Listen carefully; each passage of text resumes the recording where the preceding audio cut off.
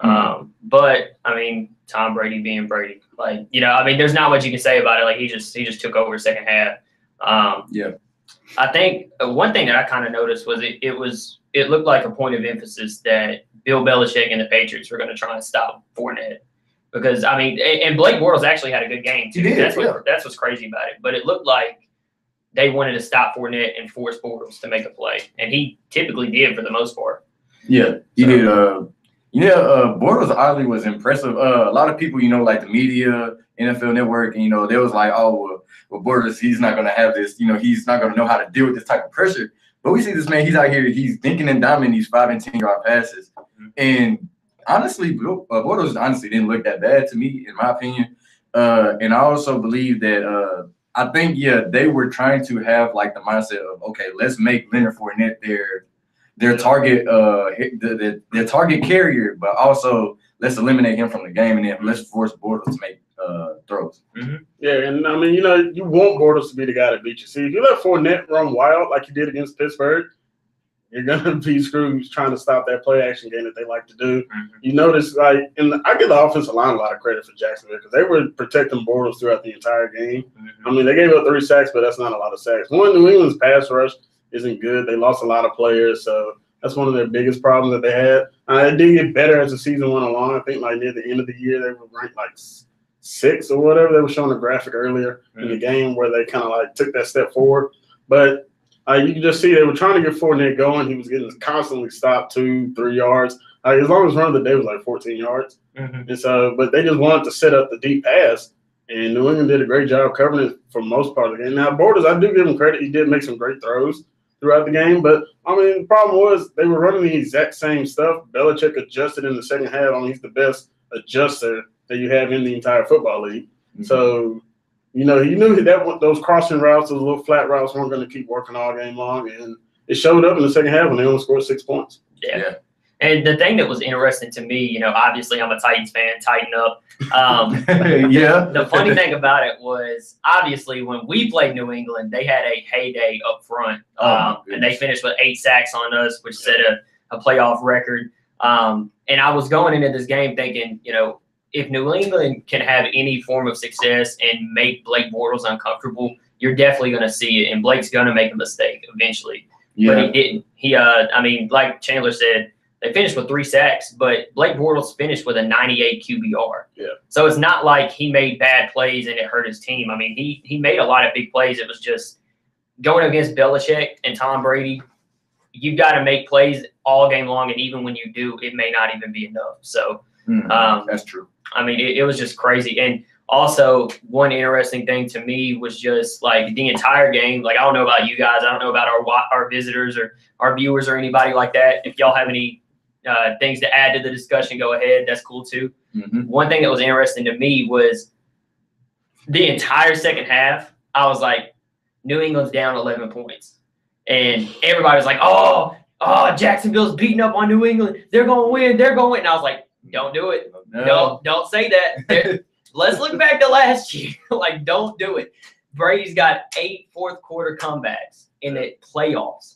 It's scary. So he also leads the league with it's 54, 55 comebacks in the fourth quarter. Yeah. So he's going to get it done. Don't say anything before the game hits 0, because they can definitely come back at any time, and they did. I mean, it was crazy. Second half, that defense tightened up. I mean, big time. They had to. Patricia, he's like, okay, yeah, we're not about to let this happen. He doesn't want to go out losing to Jacksonville. He's going to take that Detroit job. Yeah. So, he's like, we got to put a stop to this. Bortles is almost near 300 passing yards on this defense. That cannot happen. But the biggest point where I was actually thinking, I'm like, it's the fourth quarter. They're still down 10. And here come the Patriots. They're driving. They had great field position throughout the game. And, for the majority part of the game. But I thought Josh McDaniels' play calling on 3rd down and short is kind of what it hindered New England, because we started seeing, they would run the ball on 3rd and 4, or they would throw into the running backs on a little swing route in the out. And I'm just like, McDaniels, I know you're a better play caller than you got Tom Brady and Brandon Cooks and Danny Amendola. You got plays, Chris Hogan. You got players that can make these first downs, but you're still throwing not beyond the sticks. I was really questioning his play calling. Yeah, I agree. Because one thing I noticed about this Jacksonville defense is that they're fast. Yeah. This is one of the fastest defenses I've ever seen, like, period, watching football. Yeah. And so, like, I agree. So, like, when you're throwing, like, these little swing routes and, like, these little shallow crosses, like, the only way you're going to get that working off them is if you pick the linebacker when you're making a double swing. It's not going to happen. It's not going to happen because they're too quick. They're also young. So, I mean, it's sort of hard to, try to go up against something like that. That's why, I know what you're talking about. You got to let your playmakers make plays like that. Because that's why Jacksonville was succeeding, because they were using those crosses successfully. They had two guys going, then you have another guy coming across. It's just pretty much setting up a it's pretty much it's a pick play, but it's not, you're not touching the defender without having a pass interference being called. Yeah, I mean, they actually said it on the broadcast. They said, this is a team that has guys like Jalen Ramsey, like ultra athletic players on the field. But they said on the broadcast that Telvin Smith, one of their linebackers, is one of the fastest players on their team on either side of the ball. So it's, and then Miles Jack, he used to play running back. Right. So, I mean, they definitely got speed, and it showed. I mean, there was all these little, dink and dunk passes didn't work for the most part. Yeah. And speaking with the Miles Jack, that's when I thought the game was over. Yeah. When Miles Jack made that fumble on the double pass play, Birdie, he threw it to Amendola. Amendola throws it back, got Dion Lewis, and then just comes out with it. And I don't even know if he was down on the play, but even if he was, it doesn't matter. But they wanted, he made probably the play of the game, what looked like New England's play of the game, to put them right back down there in great position to score, down 10. Like, normally for most teams, that's a momentum killer and it's over. But my biggest thing with Jacksonville was they went too conservative. Yeah. They kept trying to run the ball, and their biggest mistake was going right into halftime when they took the kneel down. When they still had, I think, 2 timeouts left for 55 seconds. But they were scared Bortles was going to make a mistake instead of trusting their quarterback. It really, to me, like, especially late in the second half when New England started to come back a little bit, it kind of felt like, to me, they didn't trust Bortles in that situation because they started running the ball. Yeah, they did. And it was one of those things where I was like, you need to at least show your team that you trust your quarterback in that kind of situation. You can't take him out of the game completely. And it almost felt like they did. Even though he was having a good game, which is crazy. And I'll admit, I love talking bad about Blake Bortles because, like I said, I'm a Titans fan. We don't like the Jaguars, therefore we don't like Blake Bortles. But I got to give it to him. He had a good game. It just wasn't good enough. Yeah.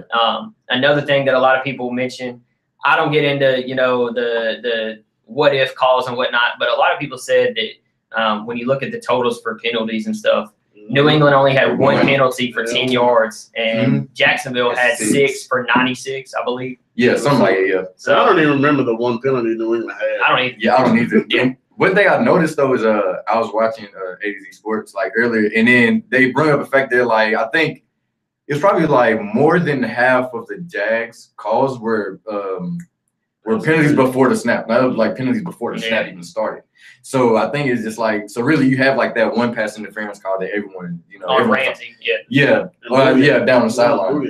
Oh, it was okay, and they were fighting. It was both of them fighting. Yeah, they both were fighting for it. Yeah, but besides it, like majority of their calls were before the snap calls. So that's something like that you have to be disciplined for. But I really don't remember like most of them, so I can't judge them. The one people pick out is the Bouye call because that put New England right down there. That did, yeah. Inside, that was definitely in the red zone or somewhere around there. Yeah, it was deep. Yeah, it was. Brady just took a shot down there. He got the call. I don't know if it was PI or not. I mean, you can tell Bouye is definitely blocking him off from coming back. It looks the same for Brandon Cooks, though, too. Yeah. I mean, he's got his arm out, and they're kind of, jostling for position. But, I mean, it's one of those things. I think we have a comment. Yeah, we got a comment. What's that? Someone says you're over sideways. Yes, we we know that we're sideways because we have to in order for Facebook Live to work, we sort of have to let the phone lay sideways because we have to have our phone charging. So it's charging sideways, which next week we'll try not to have that happen. We're still trying to work out the kinks. Some more comments. We have that There's some more comments on here too. I just can't read them. That's why I got this put up just in case. But it's another one. It says, can you read it? You can scroll up. Yeah, scroll up. Where is it at? At the bottom. At the bottom. You just move it up. Just move it up, right. Yep. Okay. Oh, so a lot of people watching. Yeah, people just saying they watching. Say, bring them on camera. Bring them on camera. Oh, okay. Okay. Well, I mean, I can see y'all. That's Yeah. It's definitely in there. Rotate here. Ah. It's already rotated. And turn your phone while live. There you go. Exactly. Okay. So yeah, I mean, we got the Patriots moving on. I think we kind of expected that, even though Ramsey and Malik Jackson didn't think so. But I mean, that's why you Right. don't talk crap. And see, Philadelphia's already in trouble. Yeah. The tackle's already talking crap about Lane Johnson. Yeah. So Lane Johnson can play too, though. Yeah. Yeah, yeah, he's but like- still, you want to notice one thing: New England, you never hear anything coming out of their mouths. No. So that's why, and Yeah. they want you to talk about the crap. Yeah. You best believe Belichick got it up in everybody's locker. Mm-hmm. This is what they're saying about you every single week. All right, so NFC, not nearly as entertaining of a game, Yeah. but I figure we might as well talk about it. We got Chandler here, who's the Bears fan, so he wasn't pulling for the Vikings due to divisional rivalries. Nah, man. Shout out to the boy Alshon Jeffrey getting off, and he predicted that his team was going to go to the Super Bowl. Now, little did I know at first that he was going to be leaving the Bears. Now, I didn't know. I already knew that he was already pissed off with the Bears, the way they got rid of Brandon Marshall. So when he said, you know what, we're going to win the Super Bowl next year. I mean, who knew he was about to be going to the Super Bowl with Nick Foles as the leading quarterback, who was slinging that ball all over the place against, I'm guessing, probably the number 2 ranked defense in passing. I don't know what their stats were, but I think they're actually ranked 1 overall. yeah, overall they're ranked 1. Yeah.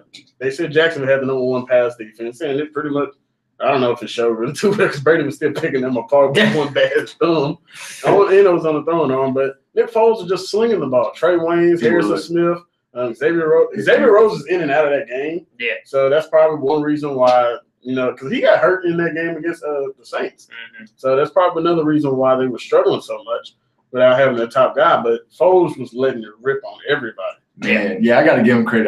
That one pass he had to Jeffrey, like when he shook off a tackle and then stepped up and The double move. Yeah. That was a great job by Alshon adjusting that route to a corner route. Yeah. Because that was. He saw Harrison Smith jump up and he just cut out. So it was. It was a good play. I think I could be wrong on this, but like 2 of Nick Foles' touchdowns were both over like 35 yards. It was like 35 to 40. It was a 53-yard pass to Jeffrey, and then it was a flea flicker for the second touchdown. Yeah. Torrey Smith, and he threw it over 2 guys. Yeah, It was 2-man coverage. Torrey Smith still comes down with it. I get the Philadelphia coaching staff and their general manager for getting players. Now I know Wentz wasn't the quarterback, but they gave them players pretty much like the Rams did. Give them Sammy Watkins, Cooper Kupp, guys like that.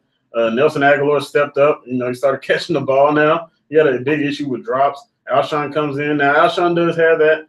His target, he had over 100 targets, but on 50-something catches. So that's got to get better for him. And then Torrey Smith, he's that deep threat guy to take the top off. And I feel like they've done a great job. And they're doing all this without their starting left tackle, Jason Peters, because he went down. I believe he had an ACL or something like he was down early this year. And they're doing it with a lot of injuries. And I just could not believe that they're going to be representing the NFC. I'm like, first game, they're done. Yeah. But right. I was telling you guys, don't sleep on the Eagles defense. And they made the play. I give it to you. Now, that first drive, I definitely was like, oh, Minnesota's going to blow them out. If you thought anything, you 38-7, the way Minnesota controlled that first drive, it's a wrap. Yeah, I agree. I honestly expected Minnesota to come out better than that. Coming off the last game, I figured they'd have some kind of momentum moving towards this Eagles matchup. Mm-hmm. Stephon Diggs is always a threat. Kevin Rudolph's always a threat. I thought that they were going to be good. 2 really solid running backs in McKinnon and Latavius Murray, but they couldn't do it. The Eagles played really well in defense. Mm-hmm. Nick Foles had a career game. He was oh my goodness. The poise and the composure he had in the pocket. They were getting to him, but he was just standing there like a statue and just throwing downfield all day. Another thing, Nick Foles, who knew he was going to leave the weekend as the best quarterback that day? Yeah. He had 350 passing yards and 3 touchdowns and no picks. No picks, yeah. So and he had 78 to 79% completion percentage. So wow, I just say he was throwing deep passes. Yeah. But that also shows how well he was doing throughout the entire game. Okay. Exposure. But I believe one of the turning points was it was 7-0. Case Keenum throws the pick 6 to Patrick Robinson, 50-yard pick 6. Yeah. And then what I saw was the biggest turning point was actually the strip sack Derek Barnett got. That was my favorite play of the game. That was my favorite play. I'm not gonna. Because they got it they were driving. It was 14-7, so they were still in the red zone. In the red zone, getting ready to tie it up. Barnett comes around, knocks it out, Chris Long picks it up, and yes, me. Then the Alshon Jeffrey touchdown happens, and then after that, nice. Minnesota was done. It's pretty much just like an avalanche. Like one play just and one play after another, and just boom. Case Keenum, he's definitely gone out of Minnesota. I don't see him coming back. That was one question I had. I said, what do you do with that quarterback situation? The way I look at it is like, obviously they've got Bridgewater. He's gone too. Yeah, no, they didn't think it was an option. Yeah, they still have Bradford too. Yeah, they still have Bradford. But I'm thinking, is he under contract? Yeah, I think he had a 1 year, so he's pretty much playing for a contract. But the way I look at it is like, imagine if, let's say, I don't know if it'll happen now since Bortles had a really good year, but let's say Jaguars go out and try and get Case Keenum. Or somebody like that. Like he's definitely going to go to a team that needs a quarterback, and he's not gonna sit the bench after what he did. There's no way. Yeah. So he's going to want a starting job. So he could very well go to Jacksonville or the Cardinals or somebody like that. Yeah, I wouldn't be surprised. Yeah. And my thing with him, I wonder how much was it Case Keenum, or how much was it actually Pat Shermer being that great of an offensive coordinator and a QB guru. Yeah. And he had a phenomenal end up in New York. Yeah. Giants might want to trade Eli down to Tom Coughlin. That's been a lot of reports. That too, yeah. That he might want to go back down there, at least play. Yeah, at least get that chemistry. I wouldn't be surprised, to be honest. I would be surprised. It makes a lot of sense. New York loves him. And you saw the media when they benched him. Like they were really pissed off that he got benched for that. And then they fired McAdoo. So now he's out shit. Literally, like next day they fired him after that. But and it all wasn't McAdoo's fault. When you lose Odell Beckham Jr., you lose Brandon Marshall. Then you also had Sterling Shepard in and out of the lineup. I think even Evan Ingram had some issues throughout the year. But he lost all his best weapons. What the heck did you expect Eli Manning to do? Yeah, right. A bunch of guys that were off the practice squad. Yeah, that's basically what happened. Shipwreck over there in New York. I sort of feel bad for him, but it's just like, some things like I feel like some things happen, just so I guess so you get your head right, like get your mind right, because like all the injuries that happened over there definitely that early. Because it was talks like, it's going to be, who's coming out that division on top? This is going to be the toughest division. And then Philly comes out and just kills everybody. Yeah. Everyone in the beginning of the season talking about how tough that division was. And now it's just like, it was a one-man show this year. Because I definitely thought the Giants were going to take off in that division. Because they added the weapons for it. And everybody gets hurt. It just didn't work out. Yeah, right. I knew the Cowboys weren't coming back in that, though. I just knew that wasn't going to happen. It's the Cowboys. Yes. Man, that's so crazy. I was watching I think it was I forgot what I was watching before I came here, but I know it was SportsCenter. Not SportsCenter, I know it was ESPN. But one thing that there was I was like, so how do y'all feel about Dez? Is Dez like Dez after he got that contract, he fell off substantially. He had those 1,300-yard, career seasons. And it's like now he's averaging like 680 in the last 3 years. Like, I don't know what should you do. It's sort of like I think some of it might come just from the fact that they've got Zeke now, so they're not necessarily trying to throw the ball as much now either. Yeah. But also, I think I read a stat. I could be wrong on this, but I think I read a stat where he led the league in drops last year. Oh God, yeah, that would be. He was like really high up on that list. I know that, but that's. I don't know if he's just doesn't have it anymore, but I think part of it is just the offense has changed. Yeah, and the offense definitely. He's not the number one focus of that. Now, you can't say it's the quarterback issue. No. I know you can't say that. But, I don't know if – it could just be an attitude thing with him. I don't know if he wants to be out of Dallas or if he – because it's getting to that T.O. point where he was catching stuff and then just kind of like smacking it away when it got to his hands. So I don't know what's going on. I don't know if it's a mental thing with Dez or he just doesn't care to play football anymore. Yeah. It could be, a lot of people said it could be because, they said Tony was giving him a lot of targets. Mm-hmm. So it could be maybe because, maybe Dak might just be giving him a lot of targets. Maybe he's taking Cole Beasley. But Dak does a great job of facilitating. Gives everybody a chance to catch the ball. It's one ball. And they got a lot of talent over there. They do. Yeah. Dez, they got Terrence Williams. Yeah, Terrence Williams. Jason Williams. Yeah, Jason Williams. As long as Williams there, he'll be gone soon though. Yeah, he's got. I don't know about a few years. He got a couple years left in him. Yeah.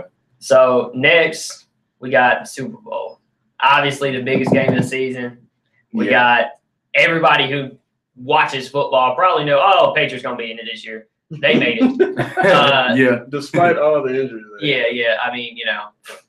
Yeah, so everybody expected the Patriots. Now the Eagles were a little bit more of a surprise. Yeah. What do y'all think about this game?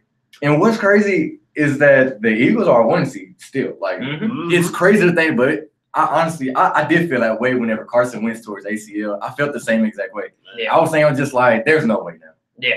And I was a doubter. I'm not gonna lie, I was a doubter, but I do believe exactly. Yeah, exactly. Because I was like, oh, Nick Foles, like, oh yeah, 2013, but I mean that's what 4 years ago. Yeah. And yeah, with that 7 touchdown game. But I mean, I was just like, well, and now he's coming out here and he's putting on the show. Yeah. I remember the first time I doubted him though, it was this year. It was the first pass of the game against the Falcons. That ball he threw I was like, oh no, there's no way. There's no way they're gonna beat Atlanta. And then he comes out and he just that defense won that game against Atlanta. Yeah. I'll tell you, that defense is the reason they won that game. Their defense, I love the defense though. Just because Derek Barnes is on you got to represent Nashville. Got to represent Nashville. But I mean, that front four for Philadelphia is the reason. I mean, they're getting a ton of pressure with just that front four. They don't even have to send blitz packages. Yeah, they can keep their 7 guys back. Rush those front four. You got Fletcher Cox, Barnett. You got Chris Long. Then you got Brandon Graham. He's still healthy, right? Yeah. Okay. Yeah, he's it. Yeah. So Vinny Curry's another guy they bring in on rotation. I don't know if they rotate him with Barnett or if they rotate him with Cox. But anyway, I mean, they're front four and they keep these guys they keep them rotating, so they're all fresh when they come in. Yeah. So now I think that's what New England's going to try to exploit. They're going to probably go in more of that no huddle offense and keep attacking, so they can't make so many rotations on that line. Because the more fresh you keep them defensive linemen, they're going to just keep coming after you all game long. Yeah, I agree. I mean, that's second half, the Jacksonville game. That's what they did. You know, they kept going no huddle and no huddle and no huddle, and obviously, if you're tired, you're not going to want to stop Tom Brady. Yeah, you notice in that fourth quarter, Jacksonville guys started falling. Yeah, Miles Jack went down, then Marcel Darius, and it was just like, there go the dominoes. New England's going to win. And speaking about that, you didn't even mention the Amendola's game-winning touchdown. He had a game. He did. Yeah, Amendola had a game. He did. You would have thought he was Julian Edelman because Edelman is the one who's normally making those plays. Yeah. I'm like, Danny Amendola, the dude who could never stay healthy with the Rams, is out here turning out for the Patriots, becoming a stud. Yeah. It's like that for every New England Patriot player almost. Yeah, that's true. Well, so we thinking, are we thinking Patriots gonna take it? Yeah, I got that. Yeah, I got that. The heart of me wants to go with Philly. It's kind of hard to. It is though, but then it's just like can Nick Foles contain that pressure? Is what I'm saying. Because I got a feeling if he watches Brady and see what he does, he's just like, oh, you know what? Then like I'm gonna have to multiply myself times 10. I don't know if he's ready for that stage, but I want to see the Eagles win. But logically, I can't bet against the Pats. My thing, I mean, y'all said it's hard to go against the Patriots. Oh, we got a comment. What's up? Oh, TJ, what's up? How do you guys feel about all the so-called cheating allegations on the Patriots? I mean, I like to be as fair as I can be about it. I like to say, well, even if you did give them all those calls and whatnot, they still completely dominated the second half of the game. That's kind of how I look at it. I mean, it's hard to beat Tom Brady. It just is. I agree. I mean, I think there was some questionable calls. I think that's fair. I think that was fair to say. But when it comes down to just straight up points and defense, I mean, New England dominated second half, easy. Yeah, there were definitely some calls in that Titans game with the New England Patriots. I can go on the ring. We're gonna avoid that one, but I mean, New England's a disciplined team for the most part throughout. Now I don't know if that's because the refs don't call it. Yeah, you're right, Vic. Yeah, you're right, Vic. but for the most part, I mean, they are a disciplined team now. Like I said, I don't know if that's the refs just giving them favoritism, but in the AFC, there were only probably 2 teams they wanted to see in the Super Bowl, and they didn't want to see Blake Bortles, Nick Foles, or Blake Bortles, Case Keenum. No. They didn't want to see that. They want their superstars, either Tom Brady, no more Peyton Manning, and then you got Big Ben left in the AFC. Now, the NFL did mess up with that picture they had of Tom Brady and Case Keenum. Now, that was the – now the NFL is starting to read some stuff. You see the refs, celebrating? Yeah. As soon as the game ended. Good job. Yeah, the ref was smiling, whatever. I was like, no. I was like, there's no way the refs over here celebrating and smiling. I was just like, if those were TSSAA refs, they would get so much flack. He literally went, whistle. He literally blew his whistle and took off running in that huddle. Was like, yeah, woo, we won. It's like, come on, man, that's not a good look. Exactly. That's not a good look. But I mean, yeah, I feel the same way. I mean, it's because we don't get a lot of Patriot games in Tennessee. We don't. Nah. So it's sort of hard for me to tell. Especially when they're an AFC team, you're gonna get the right. You're gonna get the Titans. So yeah. They're because we're down here. Hey, they're coming here next year. Yeah. Oh, I'm gonna try to. We best believe we going to that game. We're going to that game. But I feel the same. Right. You never know. But I'm gonna try my best to say it like this. From watching them the first time, definitely in the playoffs, I definitely feel like. Definitely in the first half, I think after we scored that touchdown with Corey Davis in the beginning, as far as that game, then I started to feel like the domino effect took place. It was like the punt call. And you see where the guy, he didn't enter the neutral zone. He just sort of jumped, but he was still behind. He was behind the neutral zone. Well, my thing was, see, the long snapper is not allowed to lift up his head like he's that. not. Yeah. Now, if it was a regular third down play, or if it was a fourth down play, and they were going for it, now the center can move bob his head up and look. Right. But a long snapper, once he puts his head down there, he can't move that back up. So he flicked it up, which caused that guy to move because he's thinking the ball's in the snap. Now, one thing is, you're right over the ball. You got to move when the ball moves. That's one thing. Mm-hmm. But it almost looks simultaneously with him jumping in that, like, I don't know if it was a guard or whatever the special team guy was. But it almost looks simultaneous to me. But the thing is, the center flicked his head up. It should have been a penalty on the pass. But it should have been. But yeah, that's how I feel. It's like after watching that game, I was just like, I said, yeah, I could sort of see how people get that narrative that, sometimes the Patriots have things going their way. But then it's just like after like the momentum fell, it sort of felt like the second half, like Brady was being Brady and he was just picking apart everything. Yeah. So like Brady was still great in that game, but I just feel like the momentum from like from the beginning of the third and like from the second half of the second quarter, it sort of felt like when things fell flat for Tennessee. Yeah. But going back to what you were talking about with the Super Bowl, pretty much if Foles is able to throw it all over the place, because even Bortles was still being able to sling it. I mean, New England doesn't have a DB in the world except for maybe Stephon Gilmore. Gilmore made a play. That play was played again. One, it was a stupid coaching decision. I'll get into that later about Jackson. They went to D.D. Westbrook, of all people, in the biggest moment of their season. D.D. Westbrook? No. But Gilmore's gonna have to come up big, but they're not. There's no way in the world they're keeping Malcolm Butler. There's I would not pay that dude. That dude was getting burnt all game. What's crazy is that Corey Davis caught his 2 touchdowns on him. See? Yeah. I mean, Malcolm Butler. And Corey was eating on that game. Malcolm Butler's living off of one play. His whole career is based off of one play. We lost connection. It's all right. We got me. Got me on that. So we all good. We got another comment. What's up? Does Nick keep starting Josh for Eagles if they win or lose the Super Bowl? No, he does not. They got too much invested in Carson Wentz, especially all the draft picks they gave up for Wentz. Now, Foles, if he wins the Super Bowl, he's still on the contract. Mm-hmm. So unless they trade him go elsewhere, they can trade him. And probably get a good haul. Yeah, especially if they win. Yeah. Now, if he loses and looks bad doing it. Yeah, but then people are still gonna lean on that idea that it's like it's Wentz's team, so you kind of expect him. They're not letting Wentz go. No, Wentz will not go, but back Wentz's job is very secure either way it goes. Yeah, definitely, because he's still on that rookie deal, so they're still trying to keep it for cheap too. Mm-hmm. Yeah. So because they know if they would have to keep Nick, they would have to pay him big money because he's not a rookie, so they're gonna have to keep on shilling him at. Okay, he said what's up. But no, I agree. Comment or question, bro. Oh, okay. All right, you good, Vic. But I agree. I think Nick Foles, but he did have a good year though. I think now he has value to him. So that way, even if he doesn't come back, because like I said, they do have a lot invested in Wentz. Too much. Yeah, so I think you feel like you said, I think having some value for him is honestly a good thing. So you can maybe pick up another star that you may need some help on. Yeah, and or a draft pick. Yeah, definitely pick up a draft pick for quarterbacks. You saw the haul they got for Sam Bradford, who was hurt that year that they traded him. Got 2 first-round picks out of Minnesota. And now Minnesota's sitting there like, crap. We didn't go to the Super Bowl. But they now we got a broke quarterback again. Man, everybody knew Bradford was a broke quarterback. Fair enough. So Titans talk. Yeah, We got the coaches. Uh-oh. All right. So first, I think what we should do, since this is like the biggest part of all of this situation, Mike Vrabel. How do we feel about Mike Vrabel? Now, look, all right, first of all, let's say who we wanted before we get into Mike Vrabel. Okay, I wanted John DeFilippo.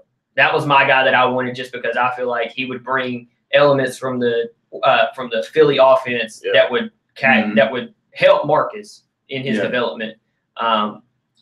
Obviously, it doesn't look like that's going to happen yet, but that's who I wanted. Yeah. Who do y'all want? Of course, like the golden child was McDaniels. That was the Titans' golden boy, and that's who I wanted at first.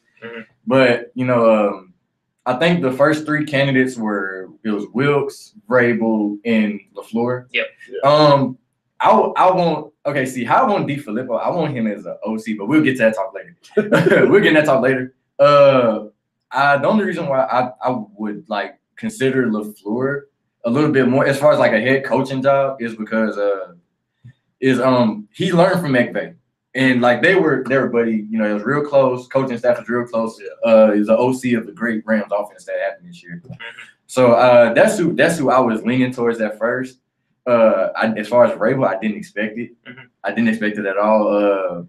But I would, out of those three candidates that they had at first, I would probably say mine was LaFleur, Wilks, and then Vrabel. Okay.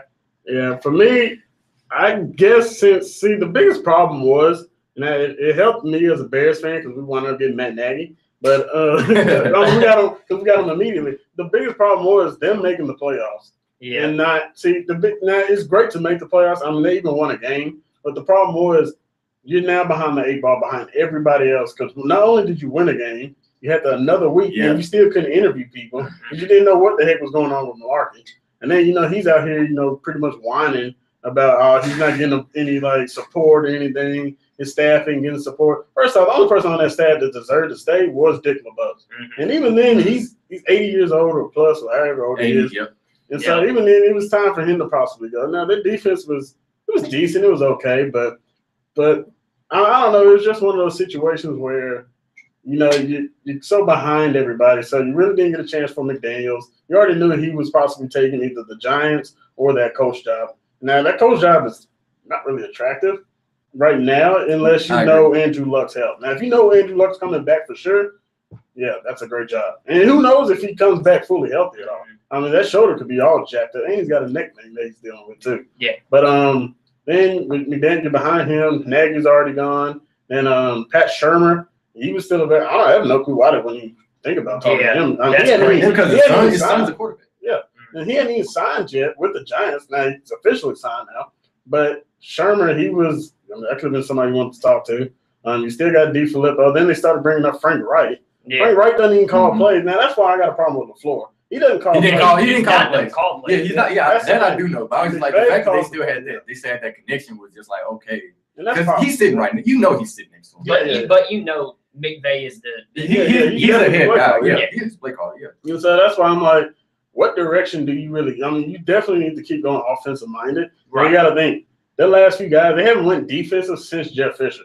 No. Oh no. New rule. No mentioning Jeff Fisher. New rule. They went Jeff Fisher. Then they went Munchak. Hold on. No, hey, don't mention Munchak anymore either. They went him. Then they went Wizard Hunt. Don't mention him either. Okay, it was Wizard Hunt. That was the dark day. Those were two offensive minded guys. And then they go Malarkey. Right? He was an interim, so still, but he was an offensive guy. I mean, this is the first time they had went defensive, but defense wasn't the problem. Marcus Mariota's biggest step back was because the offense didn't know what was going on. Now they didn't have an idea. I feel like they tried to run behind exotic smash mouth, but that's not it didn't work. It's not the league. I don't think it worked. So what do you? I think JC have a comment on the video. Yeah, I think it's. I have. It says. Speaking of Marcus. Yeah. Okay. Now, Vic says Ryan Day thoughts. Ryan Day. Okay, so he's staying at OSU. Yeah, so he's gone anyways. But I did like the way it sounded. I mean, the thought of it was nice. Yeah, but I don't think we need to acknowledge it just because it's completely shut down. So there's that. Yeah, but as far as like, my thoughts on it, I thought like it was a good fit. You get Marcus to sort of like fit back into that offense that that he came from. Yeah. And real like the biggest knack on the Titans is just like, well, Marcus is not used to playing this way. Yeah, he's not used to being I formation. That's not his game. So that's why I like the idea. I thought it was a really good idea. And that's where that stigma of like you got to run I form, you got to be under center all the time. Well, the way the NFL has been transitioning more, it's a passing league now. We already know that. So it's been transitioning more into the fact that you got to throw the ball. They're in shotgun majority of the time anyway with Marcus. I mean, you see every now and then, there are plays they run under there because they want it to be a power offense. Right. Now, with Vrabel, his biggest thing is finding the offensive coordinator. Now, whoever that is, not sure. Like the Bears, we wound up getting Mark Helfrich, which doesn't matter, but he did coach Mario. Now, Chip Kelly, you can't get him because he's in UCLA. But, you want somebody that ran that spread offense type. Because, look, Henry can run out of shotgun. I mean, Henry's a very good runner. He doesn't need that, that I-form back like DeMarco Murray did. Murray needs that, like, fullback to open up that gap, or he needs that extra tight end. Because that's why he was complaining in Philly. Now, with Murray, you got to think, his days in Tennessee, though. I would not bring him back. I think they're going in the draft. I think one, he's too hurt. Like, and I think that MCL tear, I think that's something you just, and you're a running back too, and you're a one-cut running back. And he has a hamstring. And he's 29 years old. 30-year-old running backs don't do anything in the NFL. Yeah. None of them do. Unless you're Frank Gore. I wouldn't be surprised. He's like. He's Iron Man. He's Iron Man. I don't know how he does it.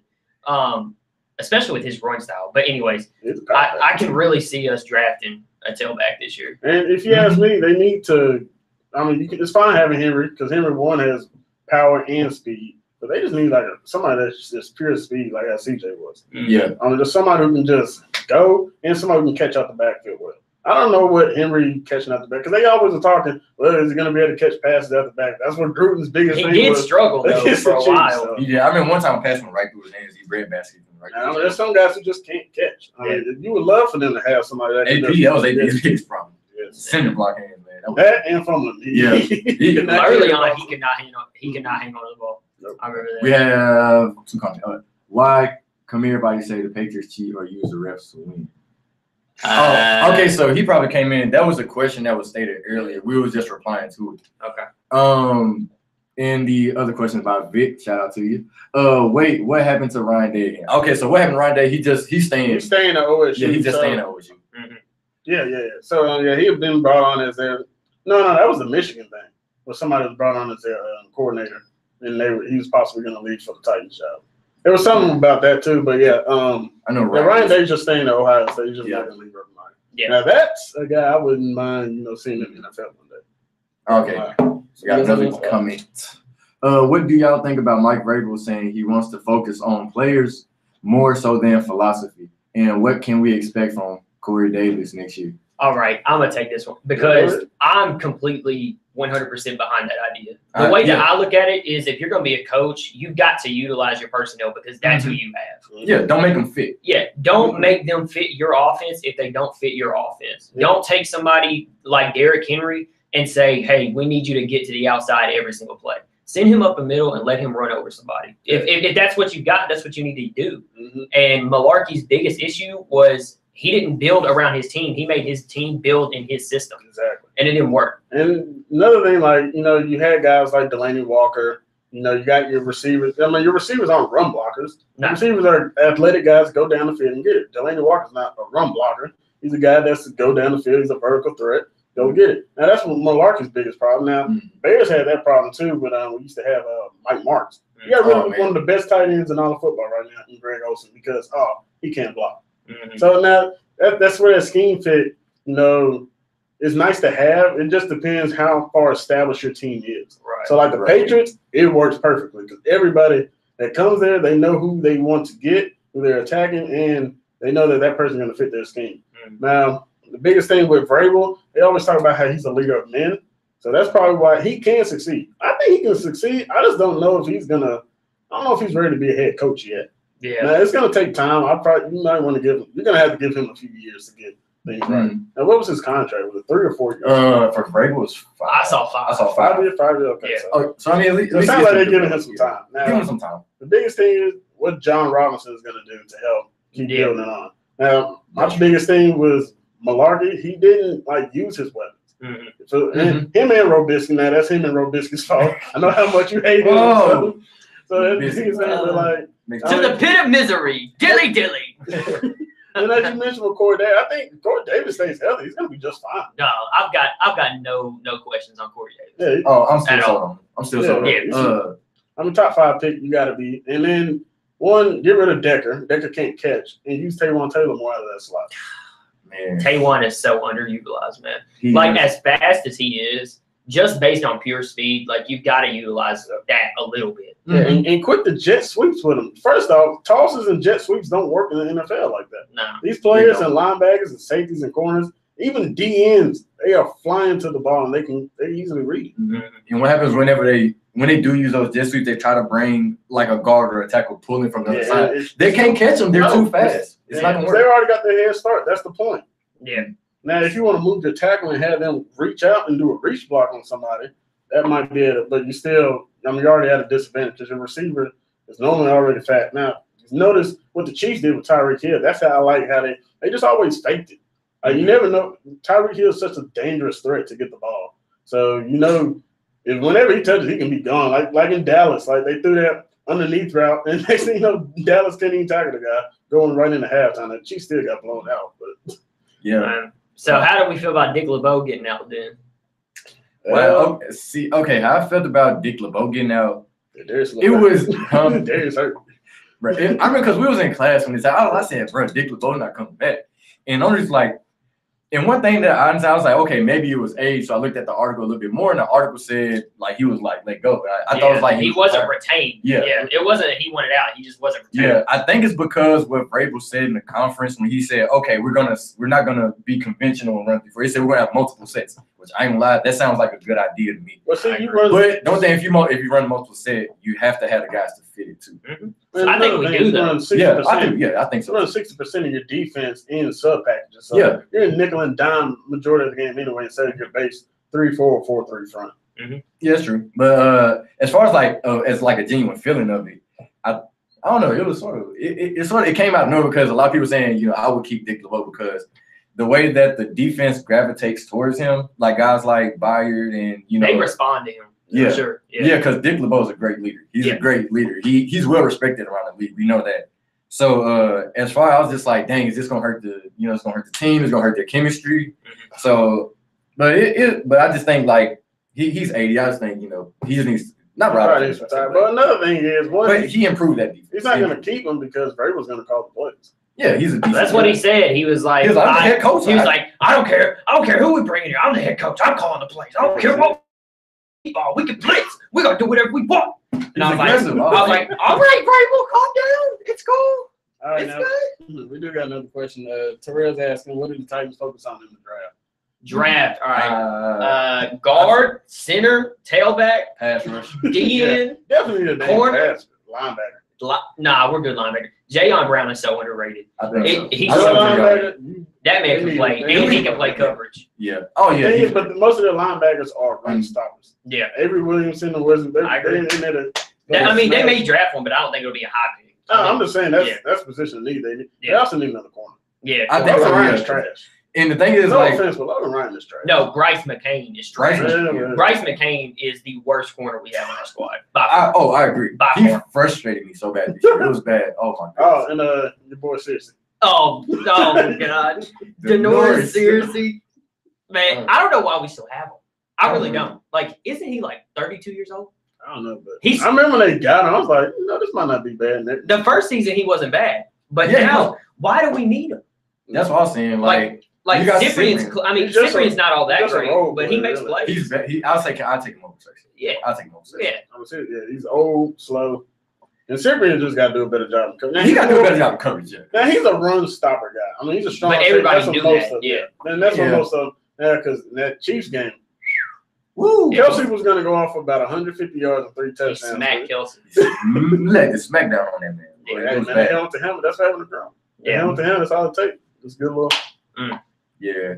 But is there any other like candidates or anything as far as like, or is there any ideas that y'all? I saw the Arizona DC. Yeah, I saw that too. Yeah, I think you could boost that secondary good. You know what they did with DRC, Tyrann Mathieu, and Patrick Peterson. I mean, what I like about it is Deion Buchanan. He's one of my favorite players to watch. Yeah, I love him. And the reason why is both. Yeah, he plays like safety and linebacker. Yeah, you can drop him in coverage, or you can put him at linebacker, and he'll play coverage and probably lock down anybody you need him to. Yeah. And I like the way that he utilizes him. And going back to Jayon Brown is the same kind of player.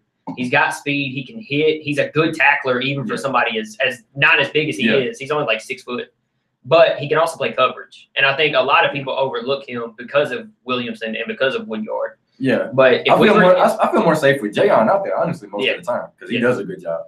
And and also I saw the stat this morning. Arizona's defensive coordinator, 3 years he was there, they had a top 10 defense. Yeah, but the thing is, like, because they were rumoring him, was it the Giants or was it the Giants job? He was, So my question is, why would he take this job when he no longer can call plays instead of going to the Giants? Because the Giants took Sherman. Yeah. Sherman's not calling no dang on defense. So that's not. It's going to be an interesting way that they work through this, because if Vrabel goes in there saying, I'm calling plays whether you want me to or not, it's going to be kind of weird for the DC and the OC to come in and say, well, that's literally our job is to call these plays. So that's going to be a weird little relationship they got going. His biggest, like you said, his biggest thing is finding the correct offense coordinator. So I really think the OC is going to be the bigger issue, just because Vrabel is a DC, and that's what he's used to. So really, the DC isn't as bad of an issue, but the OC is going to be a big problem. Yeah, because I mean, that's going to be especially if our offense doesn't improve next season. People are like, after 1 year, people are going to be saying, "Why do we have this guy? We need him out." Because Mariota regresses even more than what he did this year, or if he plays similar to this year. Yeah, because he didn't even have a 1-to-1 TD to interception ratio. It was under that. It was like probably 0.75 or whatever. Yeah, it was bad. It's just like, and those are his career worst numbers. Now, it didn't help that he was also hurt with that hamstring problem for the majority of the year, but it sounded like but still, I mean, he just needs to. They just need an offensive coordinator that fits him and that fits their weapons. Yeah, and is willing to be flexible with his play calling, because Trubisky was just so basic with everything he did. And don't run the ball on 3rd down and 2 every single time it's 3rd down. Yeah. It's literally like, Derrick Henry's out there, they're running. Like literally almost every single play. Yeah. And we need more play action, because Marcus is lethal in play action, and we just don't do it enough. Yeah, I agree. I don't understand why we don't. And you stay on table. I think he developed Derrick Henry's pass blocking game too. I think that's one area that he probably needs. He let Derrick Johnson. He obliterated. Yeah. Oh God, it was bad. He got Marcus. I didn't think Mariota was getting better up after that one. I was like, he took a shot. And the first, Derrick Henry, he was running a route or something. It was just no, he was supposed to pass. It looked like he was doing a check and release or something. That's what I thought it was. Yeah. But, and he just didn't read the blitz, and Derrick Johnson had a clear lane and just smacked Mariota. It was bad. Yeah. I'm just glad he got up, because I was like, oh. Yeah. There's our season. Yeah, man. He got up. It was I didn't see him get it, because even Brady took a big hit. I think Miles Jack came out and lit him up. I was like, oh my. Miles Jack can play, man. Man, I couldn't believe he fell in that draft. Yeah. I just could not. Well, it was his knee. You knew he was going to be a stud. Yeah. Him and Jalen Smith. Now, Jalen Smith hasn't done that. He ain't done nothing. But him and Jalen Smith were getting. They were like, if they didn't have their injuries, they were definitely going in the top 5. Yeah. Both of them. Mm-hmm. No doubt. Miles Jack has turned out to be a stud, and Dante Fowler, he's off of his injury, his rookie year. That Jacksonville defense is going to be good for a while. So what do we think? So obviously we don't have Dick LeBeau anymore. We finally got Vrabel. Got rid of Trubisky. But where do we move forward with the OC? Oh, this is what I was saying earlier. Because I think this is the biggest issue. This is the biggest issue of the team, in my opinion. I would look at DeFilippo whenever this rankings over. That's what I want to say. My thing with him, I would love him, but I think the main thing with him is he's going to say, look at my resume, look what I've done. I don't have to be an OC. He's probably going to win a head coaching job. And see, and that's the thing. Making that jump is crazy. Because I can see him doing how Adam Gase did. He could possibly take an OC job, and then after that 1 year, he's gone. Yeah. I mean, for me, he's a free agent after this season ends. So after the Super Bowl, he'll be free to talk. Now, Philly's going to clearly have first choices with them. Now, for all we know, they might get rid of Frank Wright.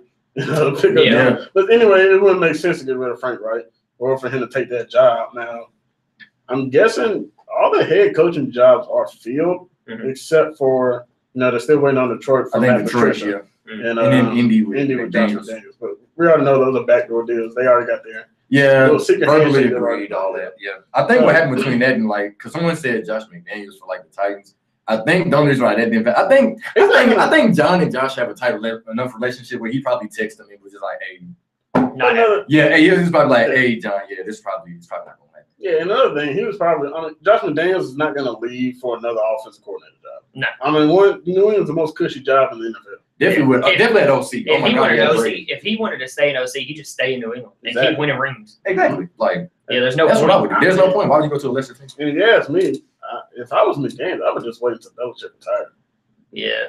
But that all got screwed up when they got rid of Garoppolo. So now you're just kind of sitting there maybe it is time to get about it. And he probably knows a lot of the stuff that is possibly going on up there in New England. So the thing about it, Mike Vrabel played with the Patriots plus Josh McDaniels and John Robinson. Yeah, that's what we was alluding to. That's what I'm saying. I agree. not going to leave for another OC job. That's what I'm saying. Yeah, because if like I said, if he's going to stay at OC, he's going to stay winning rings with the Patriots. He's going to try to lead his own team. So that's how I feel about that on McDaniels. I think he's probably staying. I just think that's it. McDaniels is just a risky hire. Because that whole thing in Denver. Now, I'm sure he's grown up from it. Yeah, that's right. He went back to the nest. Josh McCown. Hey, I love Josh McCown, man. Josh McCown, that dude, man. I love Josh McCown. Oh, no, for the Jets, boy. He balls out almost everywhere he goes. Yeah. All right, so final thoughts. What we got? What are you thinking? As far as what OC or just about anything? I really don't.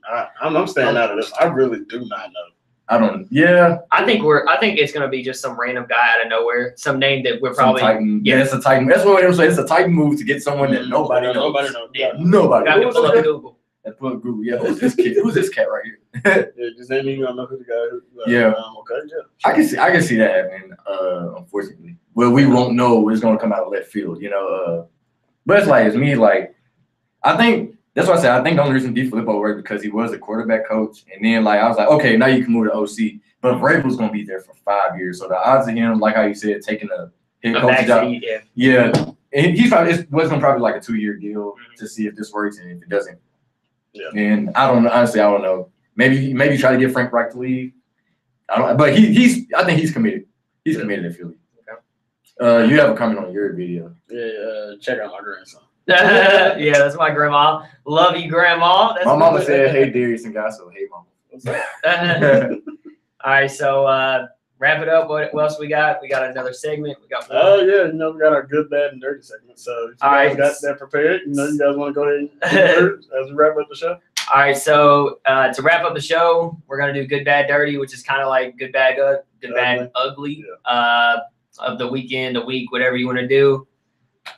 Let's get into it. All right, so we'll just go good. I'll go good. Darius and Jason, and we'll go bad. So pretty much what I had, my good was the Philadelphia Eagles' dominance over the Vikings. So just the way no bias. Oh man, no. I was gonna go with the easy choice with Tom Brady's comeback win, but that was just too easy. Okay. But Philly, they did a great job just airing it out. That Vikings defense, they got talent everywhere. I did not see them getting blown out like that. Mm-hmm. I agree. So, you give it hats off to Nick Foles and that defensive lineman company. Mm-hmm. Okay. Good for me. I guess we'll say we have to be the city of Nashville, as we have a coach, Bill Belichick, who's in the Super Bowl, who's from Nashville. And then we got Derek Barnett, who plays for the Eagles, who's also from Nashville. I think it's one more person. Oh, Jalen Ramsey was. Yeah, but we went to championship, which is still good. He's a superstar. Malik Jackson. Yeah. So, that's me. I just want to say good for the city of Nashville and the state of Tennessee. We have some representatives out there. Yeah, man. Yeah. I played against Derek Barnett and Jalen Ramsey. Yeah. We didn't play against them, but we was beating them in the first half, 10-3, and then they unloaded the floodgates on us. All right, so my good, I would probably have to give it. It's the easy answer, but Tom Brady and Bill Belichick. The adjustments they made, everything that they did to switch up their game plan second half. There's not a better duo in the league, better than Brady and Belichick at doing that. So I think that's definitely my good of the week. All right, now my bad. I'm going with the Jacksonville Jaguars coaching decision. So pretty much, and it started after the second half. Well, actually, at the end of the first half, they took 2 knees, 55 seconds left. Now, when you're playing New England, you gotta go aggressive. Yeah. Now I know you want to go conservative because you don't know who your quarterback is. Now that's a whole different situation. If that was Big Ben or that's a Drew Brees type going out there, then they probably would have went aggressive. And then they had the 4th down play where you threw a deep pass to D.D. Westbrook when he's a rookie. D.D. Westbrook is so overrated. I'm serious. I've been saying that. And give all the credit to Stephon Gilmore. Laid out for it, knocked the ball away. That was a beautiful play. If it wasn't for the Miles Jack play and Amendola, that might have been the play of the game. Yeah, I agree. I think that was. I love it. Especially from someone who played cornerback and safety. That was beautiful. My bad would have. This is sort of like it can be bad and ugly, but I would just say it's bad for now. My bad would have to be players who wish certain things and it doesn't come true. Yeah, that's a good one. First one, Big Ben, hold this L. My man, he said, "Oh yeah, I want Jacksonville. I just want to show that this wasn't a fluke." Granted, they started to come back. It was a little bit too late, but I just feel like if you're gonna talk trash, back it up. And then we know who number 2 is. My man Jalen Ramsey. Yeah. He was crying on the side. Oh, I mean, he was crying on the sideline last year when he said, "I'm just tired of losing." Yeah. And then you get to the AFC Championship, and I guess you're still tired of losing. You called out Brady. I mean, it's not a good thing. Tyson, we had to learn the hard way. Yeah. But I mean, the fashion they lost in was sort of funny. But I mean, the fact, like you said, we're gonna go to the Super Bowl and win it. You need to acknowledge the fact you're gonna beat the Patriots. You acknowledge the fact you're going straight to the Super Bowl. I mean, it's just something that I would say was a bad move. Yeah, it definitely was. My bad would probably be, I would say, all right, I don't know if y'all saw it, but did y'all see a video went viral? It was like before the game or after the game at the Eagle Stadium where all the Eagles, all the Eagles fans. Oh my God. It was like 2 or 3 Vikings fans, and they were just walking by, and tons of Eagles fans were surrounding them, like booing them and throwing trash at them and stuff. Bro, their fans are brutal. Yeah, it was bad. I mean, they're great fans. They're winning. They're passionate. But boy, if they losing or if they don't like the other team, you best believe it's done for. It's done for a trip. It's like one thing because I like to follow the Bills too a little bit, but the only thing I like about their fans is that their fans are crazy, but they're crazy where they're violent. Yeah. They're violent to each other, like they're Bills are crazy and just dumb. Philly fans are just mean and they're just like obnoxious. Yeah. I mean, when your fan base boos Santa Claus, I mean, what you gonna do? Yeah, you got a point. Ugly. All right, so what I got is the Oklahoma City Thunder dominance over the Cleveland Cavaliers. Oh, they put up 148 points. Did you see the tweet? I didn't see the LeBron tweet. No, that was Instagram. Who was it? Oh, what'd they say? He put 148 and then he put Steven Adams. Yeah, Enes Kanter. Yeah, it was Kanter. He was like 148 time for greatness. I'm like, and then another thing, LeBron came in that game only needing 25 points to get to 30,000. Paul George keeps him down to 18. And then in the press conference, Paul George is like, "No, I'm responsible for a lot of those points. I wouldn't have let him get to 30,000 on me today." Exactly. So great job by the Oklahoma City Thunder, man. They blew out the Cavs. I mean, you put up 148 points in if you put up 124, you're probably gonna win that game. Yeah. Okay. Yeah. All right. So for my ugly segment, this was real ugly about the fan base of Philadelphia, like how we were just alluded to, because this is what I was thinking. So remember that Vikings fan she was 99 years old. Melly. Yeah, and you see what they was holding up a banner said F Melly. I was just like, yo, that's not a good look. That's not a good look at all. Now it's like, okay, now Brady's just like unload. Yeah. Football greatness. But I think like as far as ugly, I was just like, yeah, that's not a good look. I think that was ugly. I was like, the lady's 99. She didn't hurt nobody. Like, just let her be a fan. I mean, if they lose, let her lose, whatever. All right, so my ugly, it's kind of like a funny one, but it's kind of like, Joel Embiid. Oh, yeah. So if y'all don't know, Joel Embiid plays for the Sixers, and he's known for being a goofball all the time. And on social media, on the court, just doing crazy stuff. But he's a good player. Mm-hmm. And Joel Embiid, back in the day, really, really, really had a thing for Rihanna, the singer. And he wanted to go out on a date with her, take her out, whatever. And she pretty much told him back then when he was younger, he had to be an all-star first. Mm-hmm. And now Joel Embiid is an all-star. And they asked him recently in a press conference, how did he feel about, trying to, ask out Rihanna again now that he is an all-star? And he pretty much said, yeah, no, she didn't want me back then, so I'm looking elsewhere. Moving on. I thought it was hilarious. Like, first of all, you just shut down one of the biggest celebrity names in the world. Ew. Second of all, it's Rihanna. Like, she's a good-looking girl. She's talented. She's got tons of money. And it just happens to be Joel Embiid that shuts her down. Well, I mean, he shut her out. But, like, it's not like she said anything to him. I mean, he just did it what was it? I don't know if he did it on Twitter or if it was like an It was on an interview. It was an interview. It was an interview. So, I mean, it wasn't like. But clearly, Rihanna was like, well, I mean, when you're an all-star. So she said, I mean, maybe. Yeah. And he was like, nah, I'm good. When did she know his knees were going to be healthy enough in the play? I don't know. I thought it was hilarious. So. That was bad. Yeah. So let's see. Should we do one? I guess not this Thursday, but maybe next Thursday. Yeah, we'll find out. Okay. If any more news breaks, okay, yeah, do Super Bowl predictions and I guess in-depth analysis of that's fine. So we'll see you guys next Tuesday. We'll probably do one next Thursday as well. Any final thoughts? Anything just random? Pretty much. Thank you all for tuning in to the 65 South Sports Podcast. Thanks for the people who did want to come through in the live stream. Yeah. Shout out to everybody. We'll be doing this weekly, so just make sure you keep watching. Yep. Appreciate the support. Hopefully y'all come back next week. We're going to be having fun then too. So yeah, thanks guys. Have a good day.